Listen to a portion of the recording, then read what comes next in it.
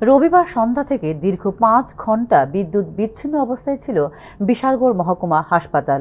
এমন পরিস্থিতিতে অন্ধকারে বিকল্প হিসেবে ডাক্তার ও রোগীদের ভরসা করতে হয়েছিল শুধু মোমবাতি আর হারিকেনের উপর।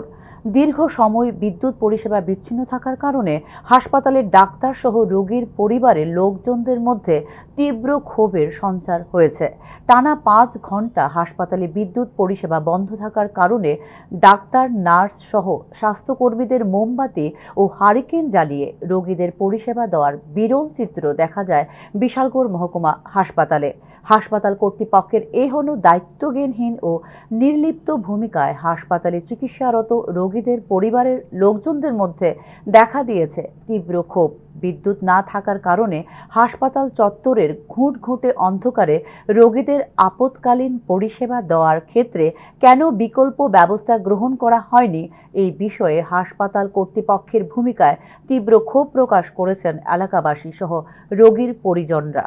রাজধানী আগরতলা সংলগ্ন বিশালগড় মহকুমা হাসপাতালের মতো জায়গায় বিদ্যুৎ পরিষেবা বন্ধে আপাতকালীন কোনো ব্যবস্থা কেন গ্রহণ করা হয়নি, এই বিষয়ে স্বাস্থ্য দপ্তরের লজ্জাজনক ভূমিকায় ক্ষোভ প্রকাশ করেছেন। এমনকি রোগীদের নিরাপত্তা নিয়েও প্রশ্ন তুলেছেন হাসপাতালে চিকিৎসারত রোগীর পরিজনরা। একটা লোকও এখানে ওদের টেক কেয়ার করার জন্য নেই, না তো কোনো অ্যাডমিনিস্ট্রেটিভ অথরিটি আছে, না কোনো ডক্টর, না কোনো নার্স। যে একটা পেশেন্ট আছে সেখানে অনেক বৃদ্ধ মহিলারা আছে, অনেক বাচ্চারা আছে।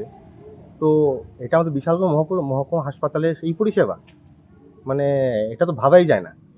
মানে এরকম যদি একটা মহকুমা হাসপাতালে এই কন্ডিশন হয়, আজকে রাত্রে বিকালে একটা বয়স্ক মহিলা বা বয়স্ক ভদ্রলোক যারা পেশেন্ট আছে, ওরা যখন বাথরুমে যাবে, কিভাবে যাবে? হয়তো পরে সেখানে অ্যাক্সিডেন্ট হতে পারে।